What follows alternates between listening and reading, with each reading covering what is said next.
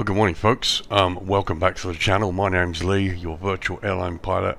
As some of you may know, I've not been well in the last couple of weeks, but we're bouncing back slowly here. So, start of a new week. This is 7th of August 2023.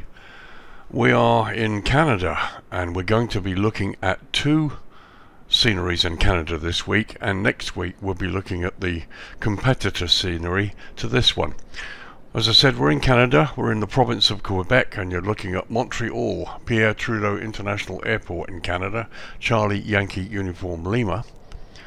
Today we're looking at the Payware scenery version by MK Studios, and this is version 1.0.2 for the PC version of Flight Simulator 2020.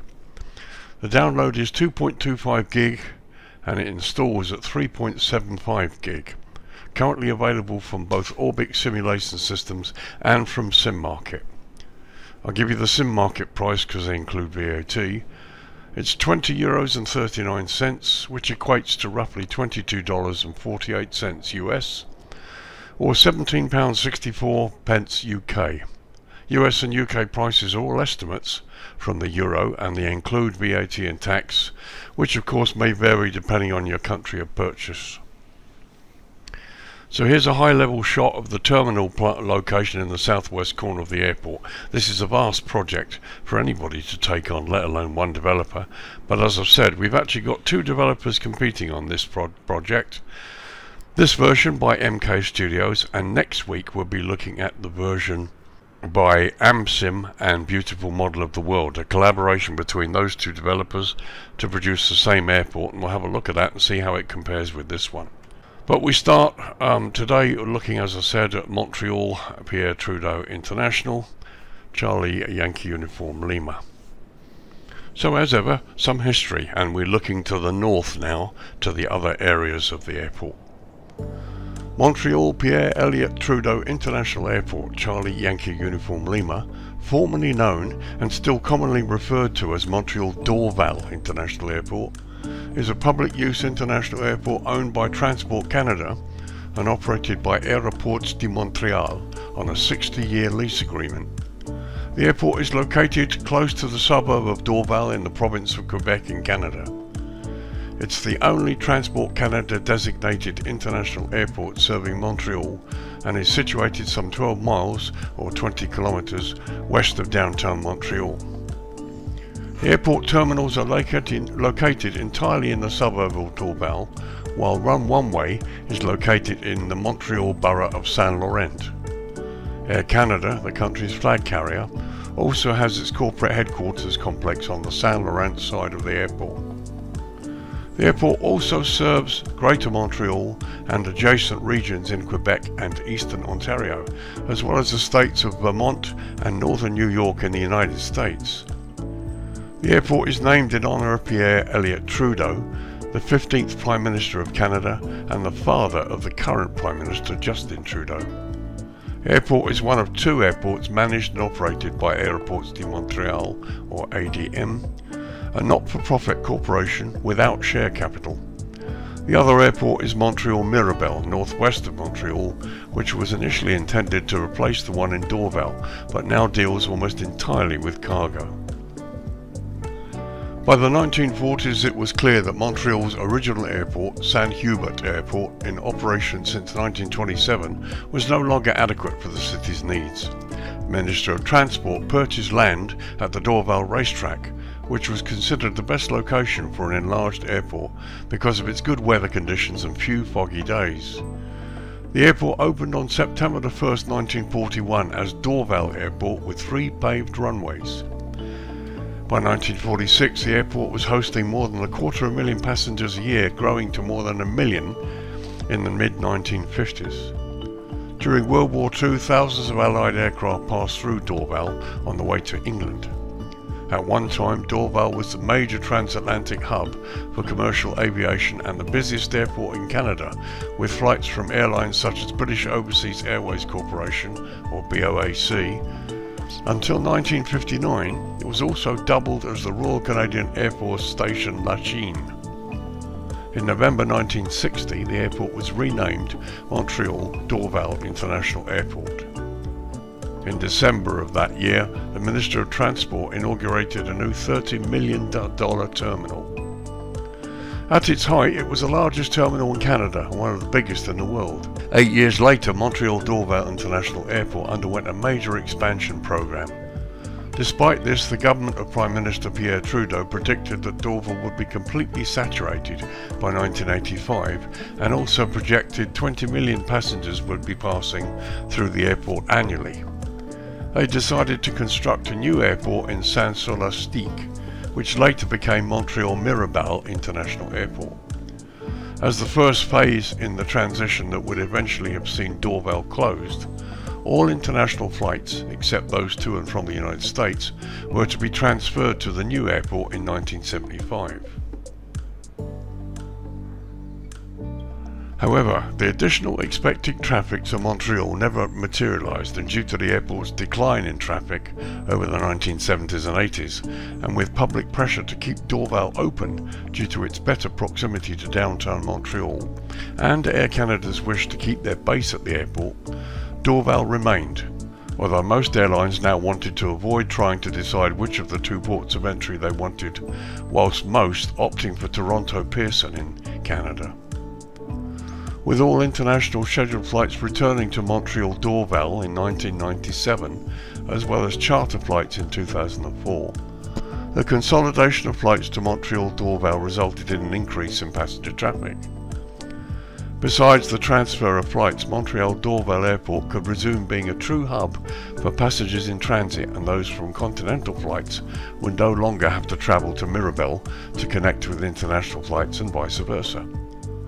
Nonetheless, this was insufficient to woo back international airlines who had already switched their Eastern Canadian gateway to Toronto Pearson nearly 10 years ago. The airport was renamed Montreal PIERRE ELLIOT TRUDEAU International Airport in Trudeau's honour on January 1, 2004 by the Federal Government of Canada. The renaming had been announced in September 2003 by the then Minister of Transport, David Collignet. This move provoked some opposition, especially Quebec separatists opposed to Trudeau's staunchly federalist policies. The renaming also provoked opposition from many aviation historians and enthusiasts who recalled Trudeau's role in the effort to shut Dorval in favour of the much larger and more modern Mirabel Airport, of which he was the greatest instigator of its construction. Many Montrealers still refer to Trudeau Airport versus Dorval or Dorval Airport. In 2016, Montreal Trudeau celebrated its 75th anniversary. Various activities and contests were planned throughout the year. In partnership with Canada Aviation and Space Museum, the airport hosted the Travelling Through Time exhibition in the public hall of the US Departures area. Exhibits showcasing important milestones in the airport history were incorporated throughout the terminal. So there you go, some extensive history for you, and as I said, a huge airport, and quite a large project for MK Studios, or indeed anybody, to take on. So okay, so let's have a look at runways now. We're going to lower the light and we'll see how the runways and navigation are, how accurate they are as per the charts. So runways then. Montreal Trudeau operates 3 main runways. The longest, runway 24 right 06 left, measures 11,000 feet or 3,353 meters and is made from an asphalt concrete mix. Runway 24 left 06 right measures 9,600 feet or 2,926 meters and is constructed solely from concrete. The shortest runway, 2810, measures just 7,000 feet or 2,134 meters and is made from asphalt. The airport lies at an elevation of 118 feet or 36 meters and sits within the GMT UTC -4 hours time zone. Canada observes daylight saving time or DST and so is currently 5 hours behind the UK. So runway 24 right, and we're looking down the throat of it now, has high intensity runway lighting, simplified short approach lighting system with runway alignment indicator lights, and centerline lighting. So as you can see, here is the short approach lighting system, high intensity runway lighting. There's the center line. We also have a PAPI, which is not on the charts. It's actually not shown on the charts in the briefing here, nor is it shown actually on the approach plate for this runway. So this is obviously just something that's included in the scenery, but as I've said many times before, I have no problem with anything else that helps you land properly. But apart from that, everything looks okay. This runway features a standard instrument landing system, and RNAV approach options are available on this too. So let's have a look at the other end, 06 left. So here we are at the other end, runway 06 left, which also features high intensity runway lighting. And this time we have airfield lighting system with sequence flashing lights, centerline lighting, and we also have touchdown zone lighting, which you'll be able to see here. Interestingly enough, no precision approach markers, and of course there are no markers shown on the chart, so this is all correct. This end we have an instrument landing system certified to category 2 low visibility operations, always helpful, and again we have RNAV approach options available at this runway. So let's go up and have a look at runway 24 left, 06 right, which actually share the same navigation and lighting. We'll start with 24 left. So here we are looking down the throat of runway 24 left. So runway 24 left and the other end, runway 06 right, feature high intensity runway lighting, simplified short approach lighting system with runway alignment indicator lights, and you can see those down there. No centerline lighting this time, and again that's as per the chart, so that's correct. We have a standard instrument landing system and RNAV approach options available at this end and the other end as well. So quick look at the other end, 06 right.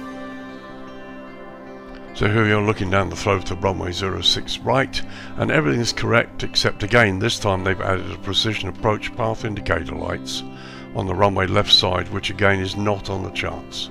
But no big deal, that's fine. Everything else is correct. Here's your sequence lighting system. Everything is excellent. So let's have a look at runway 10. Well, this is interesting. The runway's not even lit and there's a cross marked on it saying it's not in use. Now I'm looking at the charts from Navicraft dated 9th of June this year, 2023, and according to the charts, runway 10 features high intensity runway lighting and simplified short approach lighting system with runway alignment indicator lights. The other end, runway 28, features high intensity runway lighting, runway end identifier lighting system and precision approach path indicators on the left side. However, as per the charts, there are no instrument approach options available for this runway. So this is runway 10 that we're looking down at. Let's have a look at runway 28 and see if anything is actually there. So here we are looking down the throat of runway 28, and again we've got the big white cross saying that the runway is actually closed and not in use. There is some intermittent sort of green lighting here and here, which is where the taxiways cross, and their green centerline lighting. So there's no PAPIs, there's no approach lights, there's actually nothing. This runway is closed, may well be used as a taxiway. As I said, my charts are 9th of June 2023 this year, so not really sure why we're looking at the runway closed. Okay, I just did some quick research and it would appear that runway 2810 has been decommissioned since May 2018 and has turned into a taxiway. Interesting that the navigation charts dated 9th of June this year 2023, 5 years later, still show the runway with active lighting. So the scenery, MK Studios have got it absolutely right. The runway is decommissioned, which leads me to question the Navigraph charts. Maybe a quick email to Navigraph and ask them why that is still showing us working effectively. However, as I said, it would appear that it's been decommissioned, so that's correct as per the scenery. So that's it for runways. Let's turn it back to the daytime and do our famous jetway test. Okay, jetway test. So here we're on stand 74, my aircraft is parked. I've moved the tug into position so the jetway can move freely without sort of going through it. At first glance, the jetways and the buildings actually look pretty weathered. They look really good, as does the ground markings. Anyway, let's activate the jetway and see what it does. Okay, the wheels move, nice sounds. And the first jetway I've seen that has the audible alarm, which goes off on most jetways to warn people below that the jetway is actually in motion.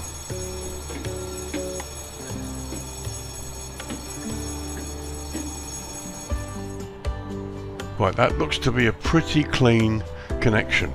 Notice also the stairwell, which usually is down on many other jetways, is actually up in this position. Let's get a close-up look.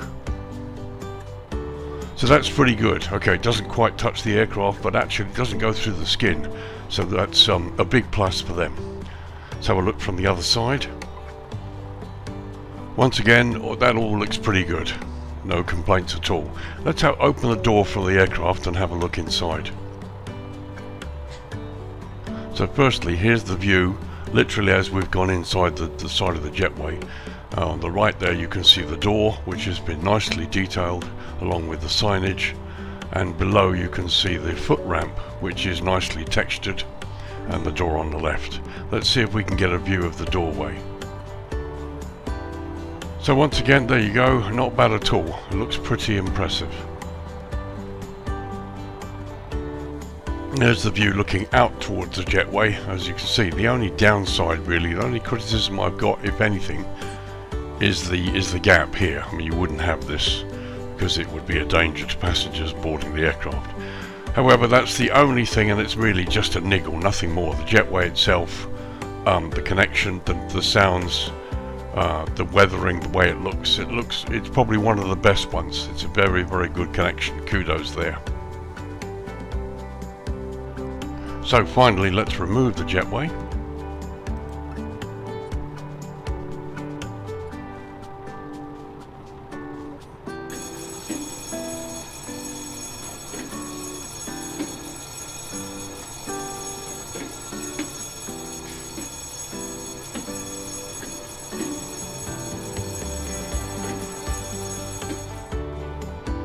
So that's a really nice animation. The wheels turn, the jetway moves properly, it's correctly weathered, it looks realistic. Almost every jetway I see, when you disconnect it, the hood sort of bounces back in one snap movement, but it's nothing really to write home about. But the connection is excellent. So kudos to the guys for doing that, really, really good. Okay, so we'll start firstly by having a look at the stand. This is the important part where you guys will be interested in when you park up. Here we are on stand 74, which is on the main terminal complex southwest of the airport, close to 06 left and right. We've already seen jetway looks really nice, some good sounds. They've made use of the sound capabilities within Flight Simulator, and here you can see the usual airport clutter. The ground markings are excellent, you can see them quite well. There's plenty of oil stains, looks really quite impressive. A quick look at some of the ground vehicles. As you can see, they're properly marked. Got an Air Canada little tug there. Some service vehicles there which are really quite nice. Air Canada tug there, a larger tug for the bigger aircraft, heavy aircraft, and you can see we've got people inside too. And the equipment there to do an air start if an APU is not available. We've got a slightly bigger overview there of the stand area, the adjacent stands. Here you've got the safety area indicated by the red line here, where you can park bits and pieces out of the way of any aircraft coming in to park. There's a higher level shot of that area, looks really quite good. Lots of detail at this part. A couple of static buses there, and I've got the VDGS Visual Guidance Docking System module installed, so I don't know if this really works. Maybe we'll get a chance to test it. Again, a couple of static buses, various bins, and here if you look through the window you can just about see some internal development there, which we'll look at shortly. So let's just do a quick tour over the top of this area here, look at some of the ramp clutter and the building generally, so you can see what's about and look at the detail. I will confess I am getting a little bit of stuttering here and there, especially as we go to the right. I'll show you in a minute. So as we come across this way, where my aircraft is parked.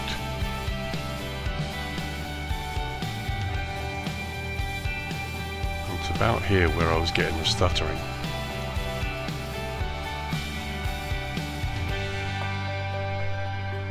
But we'll continue along here and have a look.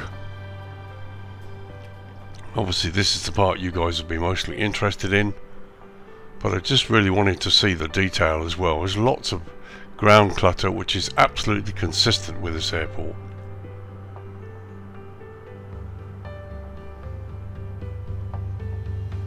There's the Marriott Hotel to the right there.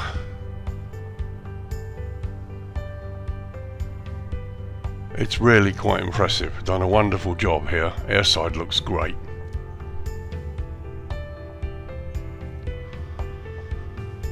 As you can see, the boundary fence is a blast screen to the left, and there you've got landside roads that have been modelled. Car parks. You see we're getting a little bit of juddering. I would advise anybody to defrag their hard drive before they load the scenery. You might want to load it, then come out of the simulator and then reload it, which usually helps.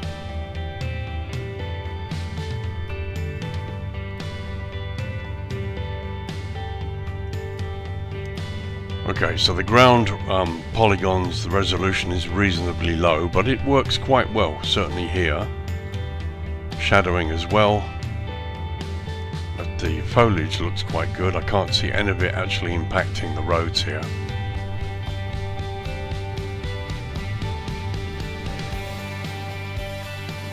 So as you can see, a little bit of juddering. I mean, there's a lot of scenery to load here.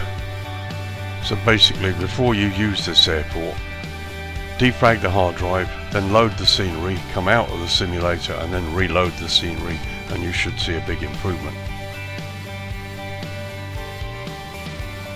So as you can see, lots of detail, lots of clutter, vehicles that are consistent with this airport.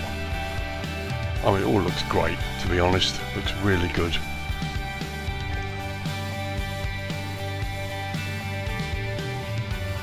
And now that we have a really decent A330-900 and the 787 Dreamliner is working better than it did before, you've got long haul options to take you from Europe to this part of the world.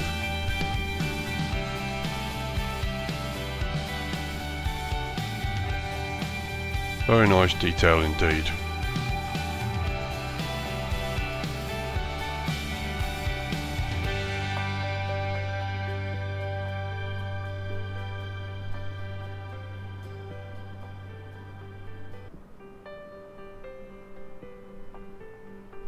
So here we are looking at 06 left. As you can see, you've got skid marks on the runway there. The texture's really quite good. Signage is good. You've got signage down here. Let's have a look at the approach signage. So if you turn it off the runway up here, there you can see the taxiway signage on the left looks really good. The grass textures look great, certainly at this distance, they look really good.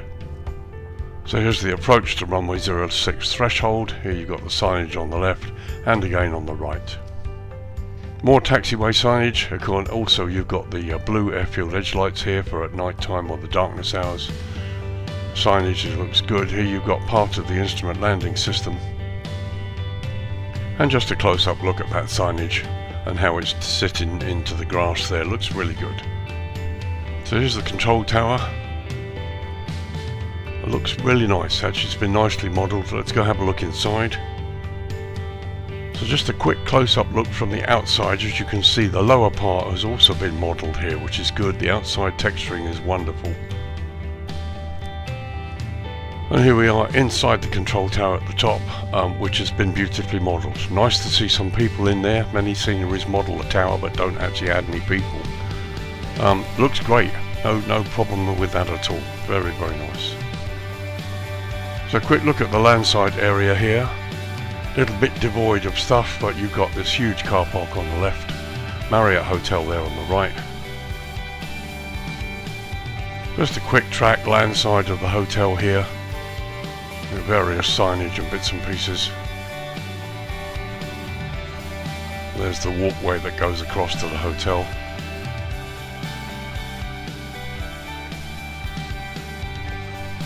Again, some nice attention to detail here.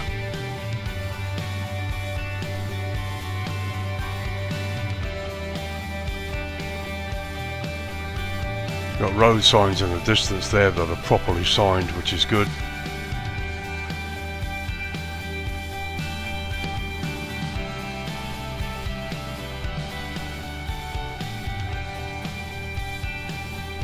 And here's a quick look from the side of the hotel there. And looking in the other direction out to the sea in the distance there, and see the car parks, huge car parks, lots of vehicles, nicely modelled. The roads are properly modelled as well. They've not been left entirely to photo scenery, which I think is really good. So a very quick tour over the top of the hotel in this car park here. And there below you can see the rest of the road. Now below here, with this part of the terminal here, we've got vehicles and cars.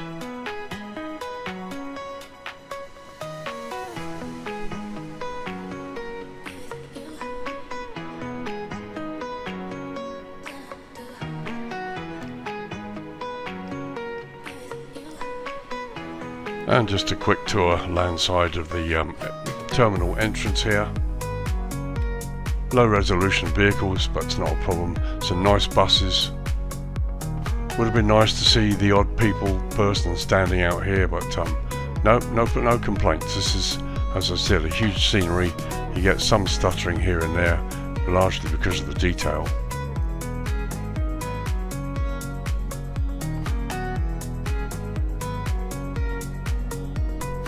And there you've got a chap walking, so we've got some passenger animation, which is a nice touch. Landside signage looks good. You've got construction going on over there as well. Very nice indeed.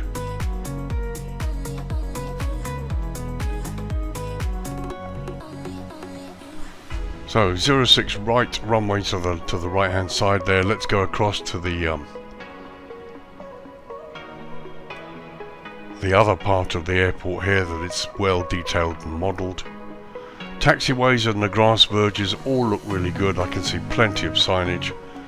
And here we are, runway 10 to 8, crossing over the top there. So, maintenance hangars here for Air Canada.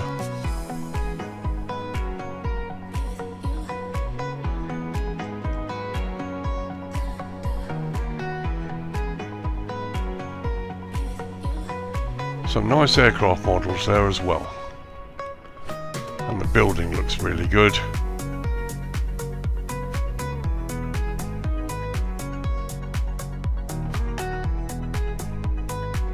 And lots of ground clutter to make this look a lot more believable.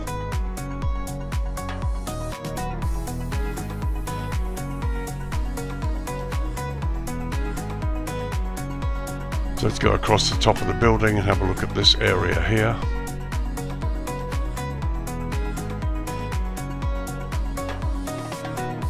So again, we've got huge car parks. Some light buildings here that have not sort of been fully textured or modelled, but they're good enough.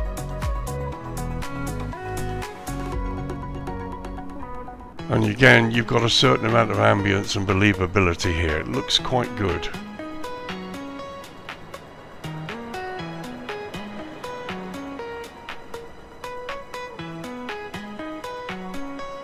It looks really nice.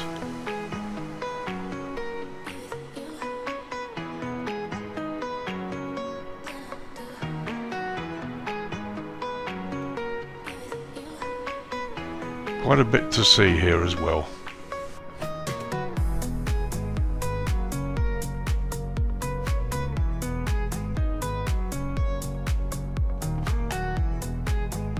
Some really nice models.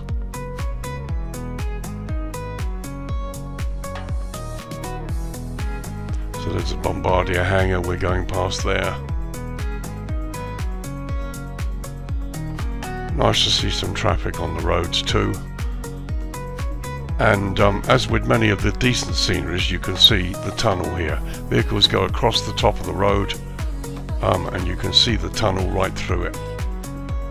None of this business where they're going underneath the tunnel or through the roads. And everything looks good. They've taken care of pretty much all the details here.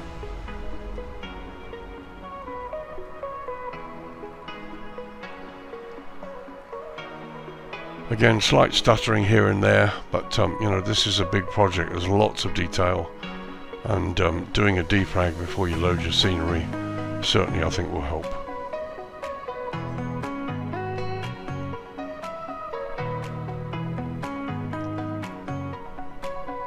So a quick look over at this side. I want to try and cover as much as I can during the daytime so you can see. Okay, one or two vehicles going over the top there, but it's pretty reasonable. They work.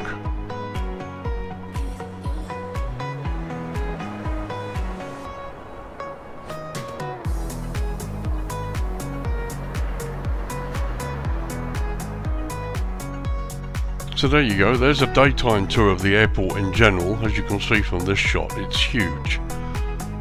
You've got cargo and bits and pieces here, other terminals here in the central part. There's one of the main passenger terminals on the control tower we looked at earlier. And you can see from this shot just how well it fits in with the default scenery that's been created here. Once again, some stuttering, but it works fine. Just remember to defrag the hard drive that you've got this scenery sitting on, load the scenery, put the aircraft at one of the gates like I did, then exit Flight Simulator and reload it again, and you should see an improvement. So that's for the daytime. Let's turn the lighting down to dusk now and have a look and see what the lighting's like. Okay, 8:20 in the evening, local time, and as you can see, the sun has gone and the lights are starting to come on. And from this shot, this lighting, as ever in most sceneries, looks pretty subtle. No complaints at all really, but we do need to get down close and have a look. So let's start with our stand where my aircraft is parked.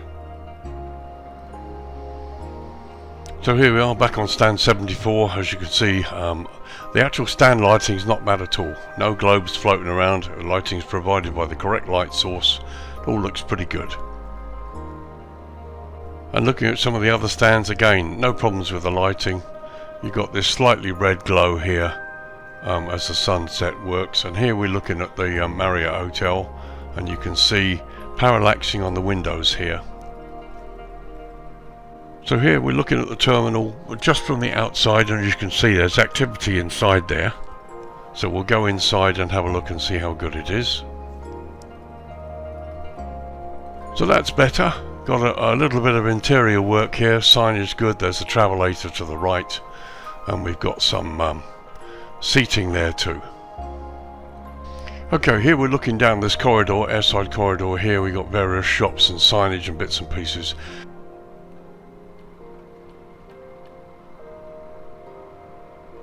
And just a look across one of the airside lounges there.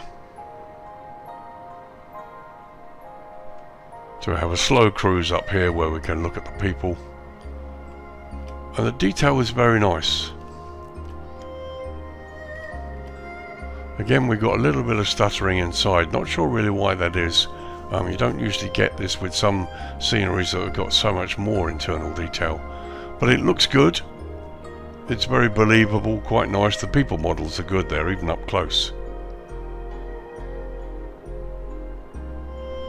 And as you can see, the interior has been quite nicely done here. Just speed this up a bit.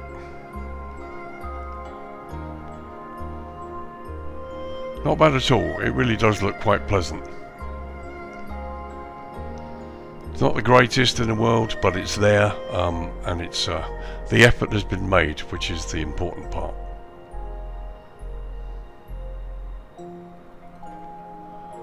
Just thought we'd continue up here and just see what we've got. It's just lovely. I love the internal details that some of these sceneries have. It just makes it for me.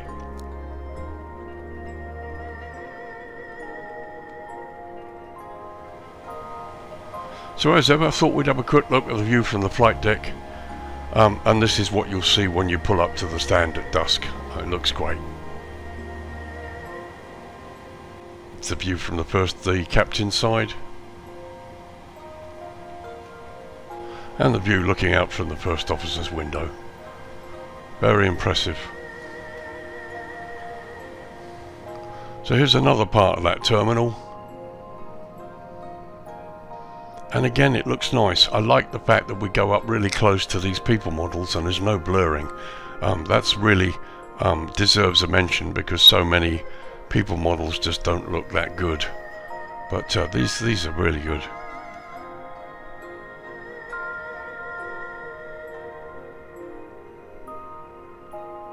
Very nice indeed.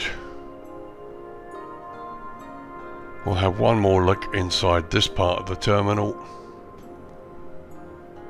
Nice to see the airside road done at a reasonably decent level of detail as well.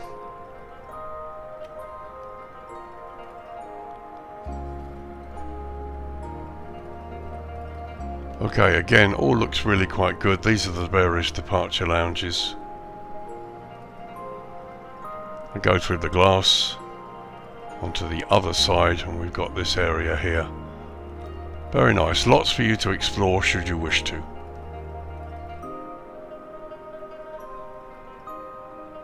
It's just nice. It just looks very nice, very ambient. I'm all about atmosphere, and the interior of the terminal has been nicely modelled. It's certainly got the atmosphere.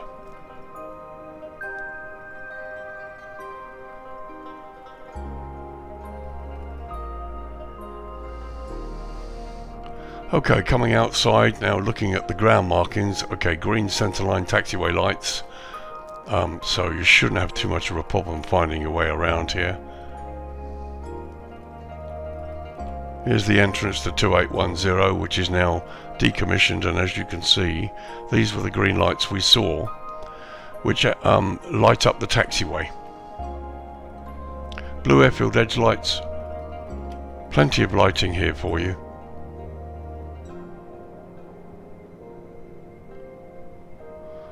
Just a quick look at some of these remote stands.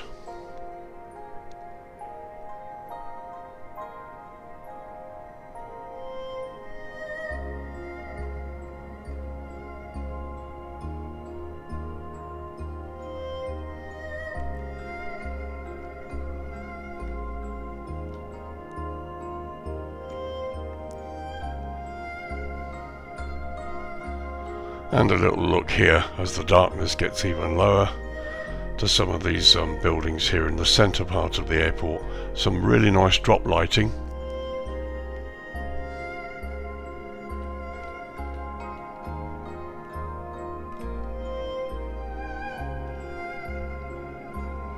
Here's the fire station.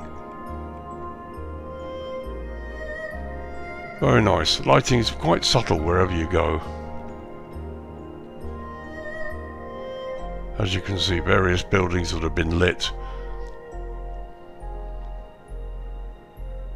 It all looks pretty nice. As we come across to the Air Canada hangar here. Very pleasant.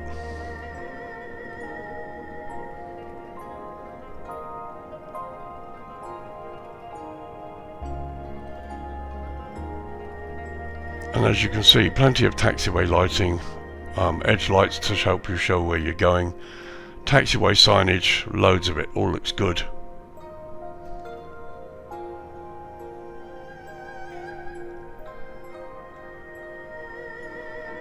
And just a quick whiz back over the main passenger terminal. As you can see, lighting is great, no real complaints.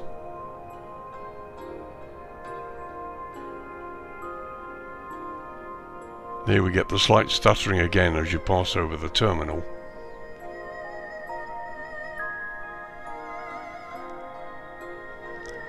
So there's the Marriott Hotel with parallaxing on the windows. And here's a good example of how good that parallaxing looks and how realistic it looks when you do it at a high resolution. I mean, it really looks good. And looking in the other direction, it's just wonderful. It's when you don't want to do the internal completely, which I completely understand, that looks great. So there we are, looking down the landside road of the terminal with the cars parked outside. Very subtle lighting, parallaxing on the windows. I mean, it's great. It gives a really good ambience and realism effect without using up too much resources. It's a tough thing to do to get the balance right, frame rate stuttering against amount of detail. I've got an i9-9900 processor with 64 gigs of memory, and I've got the GeForce RTX 2080 Ti card, and I get pretty good results with it. So a close-up look at the control tower from the outside, and as we go inside you can see it's very nicely lit. It looks great. It looks really good actually. It's one of the nicest internally developed towers I've seen. Although the models, the people aren't animated, it looks good. It really does. Everything from the lighting to the floor textures, the seats are really good, the screens are detailed. It's lovely. Very nice internal control tower here. So a couple of quick overview shots here. There's the car park, hotel on the right there, and there we are looking across the roof of the main terminal. So I just wanted to show you this side. Here you've got people inside the terminal, some nice internal lighting here. This is lovely. It really does look nice. Okay, so there we go. We've had a bit of a look around at dusk. Let's turn it to night time now and have a look and see if the lighting comes up much more. Okay, 10:30 PM local time here as we look over the Southwestern Passenger Terminal Control Tower complex. The lighting has come up a little bit, but again, taxiway stands, getting around here or getting away, just really isn't going to be a problem. It all looks quite good. And there we are looking northeast. You can see the two main runways right and left there, the central area with the various buildings.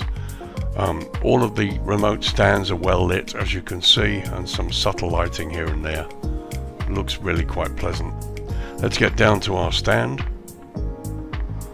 So here we are, stand 74, looking across stand 74 and 73. Yeah, plenty of lighting, no real problems here at all. And as you look out further towards the southwest there across the other stands, it looks fine.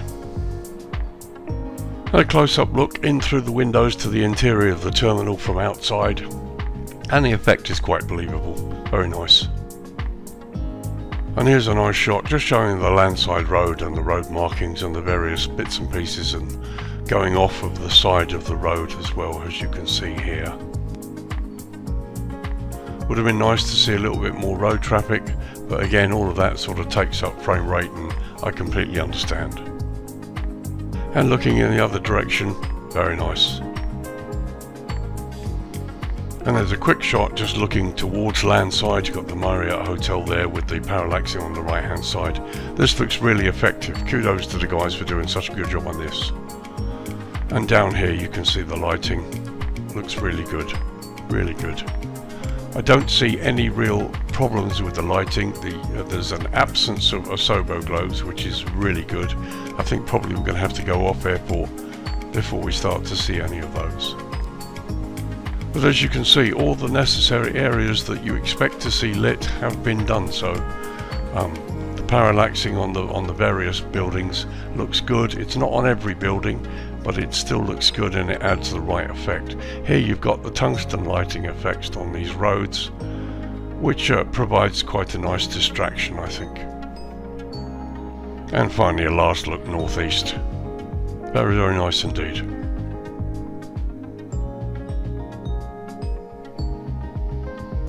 And here we are at dawn. Just a little look as the sun is just above the horizon. Just wanted to have a look at the red glow on the buildings, and it really does look good. Very nice. And there's the sunrise coming up nicely. And looking towards the southwest, there's a shot there with the sea on the left and straight ahead, and again you can see the glow on the buildings. It's a very, very nice scene.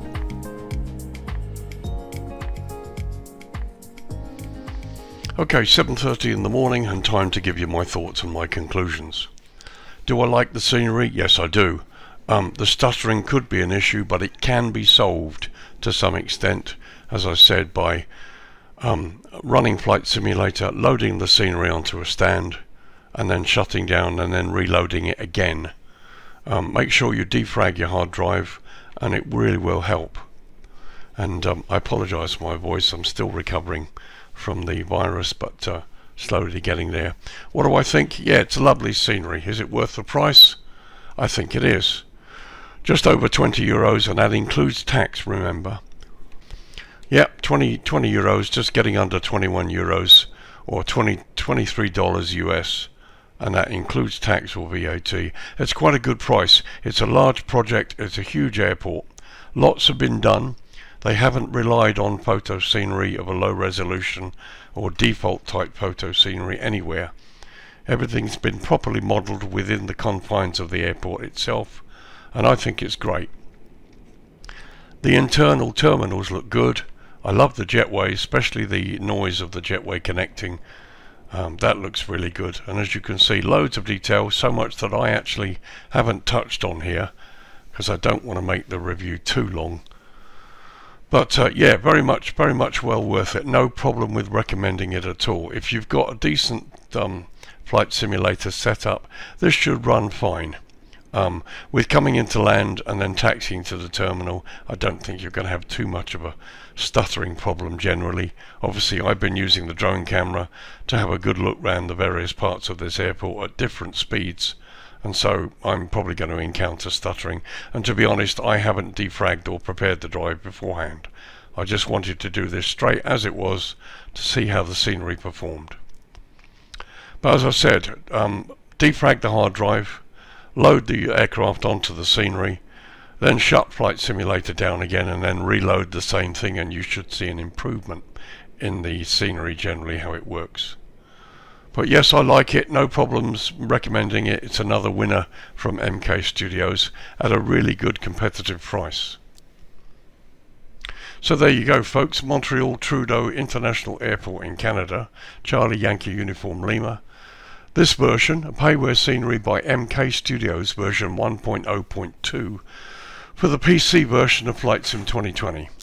Downloads at 2.25 gig, installs at 3.75 gig, and currently available from Orbix and from SimMarket.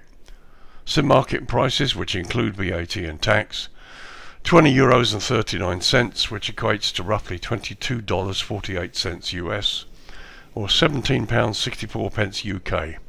Those prices are estimates from the euro, and as I've said, they do include tax or VAT, which could vary very slightly depending on what country you live in when you make your purchase. It's a really good scenery, no problems at all recommending it. It looks good, and it's pretty much as per the charts, although there is this discrepancy from Navigraph actually, and for a change, not from the scenery. Kudos to MK Studios, they shut down runway 2810, and I've just done some checking, and that runway was decommissioned in 2018.